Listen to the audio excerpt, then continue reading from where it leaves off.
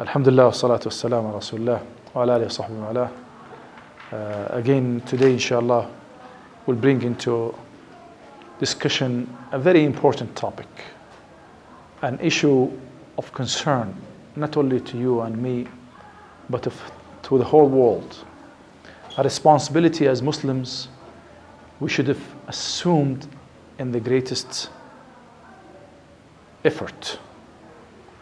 We should have escalated in a way through which we bring light to the whole world, which is the responsibility of Dawah.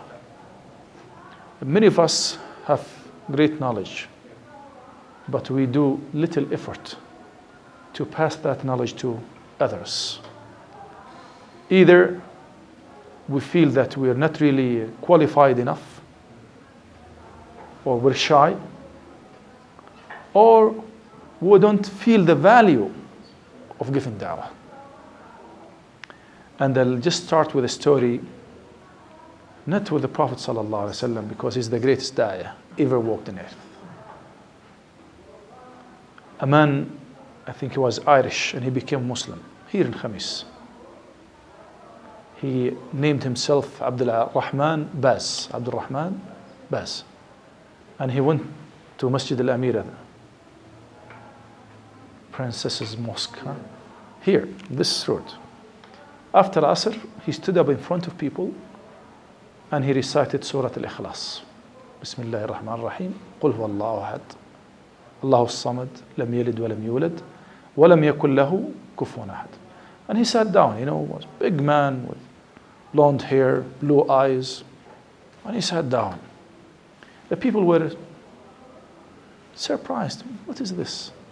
And he recited Al-Ikhlas with very heavy accent, foreign accent. People sometimes say, why is doing this? Ikhlas is very common to them. Yes. The one next to him, he said to the one who came with him, said, what are they doing? He said, they're a bit surprised. Young children at the age of 2 or 3 memorize this by heart. He said, before I became a Muslim, I read Al-Bukhari and Muslim, all these volumes, hundreds of hadith of Prophet Muhammad ﷺ. And I still remember one hadith that the Prophet ﷺ did, authentic hadith. بلغوا عني ولو آية. Convey about me even a single verse, one ayah. I conveyed 1/3 of the Quran. What have they done? And you see, brothers, sometimes my brother Al-Hassan, he's driving his truck, thinks he cannot do any da'wah. No. There are many means of da'wah that you could do. A booklet in different languages, you have booklets in your car. You see a Filipino speaks Tagalog, give one. You see an American speaks English, you give one. You see somebody from Ghana speaking Wolof? No. What is your language? Wolof? Swahili? No. Akan, you give him one. You see somebody from Sudan, you give him Arabic book. From India, you give him an Urdu book. You'll find people who are in need of knowing about Islam, and they couldn't come here like you and me. We are blessed by Allah subhanahu wa ta'ala. So that book might change the life of those people. And I'll give you a story of a man, probably my brother knows him. Isa Santiago, Dr. Isa. He was a veterinarian working in Wadi bin Hashbal. Okay, in Wadi, Mahu Isa Wanza, somebody else. He has left to Canada. He is working as a vet for Bin Aqil poultries. Okay? And it was a remote area, Bedouin area, and somebody took, it's this size. If you want to learn Arabic or you want to attend Islamic studies classes, you may call this number. It was in a small grocery store in the middle of the desert. The man looked at it. No mobile phones at that time were available.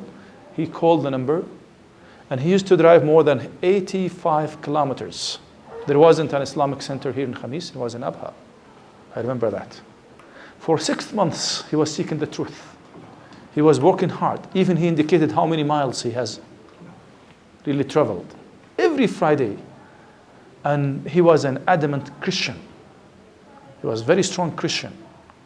Every time he will bring a misconception about Islam. For 6 months. Until he called one day in my answering machine. I used to have an answering machine that time. Abdullah, I need you to be there on Friday. I didn't know why. He said another misconception. And he would ask you difficult questions. Sometimes you've got to go and study for the whole week to answer his question of the previous week. Yes. Isa came that day. His name was not Isa.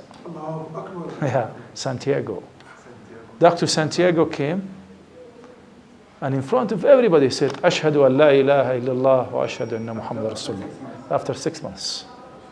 Now, many people became Muslims on the spot. I think more than 30 people on the spot. They were just listening to what he used to say. And they were looking to the dialogues that were taking place and the question that he was asking. So Dawah is so great, brothers. Don't think that you are too small for Dawah.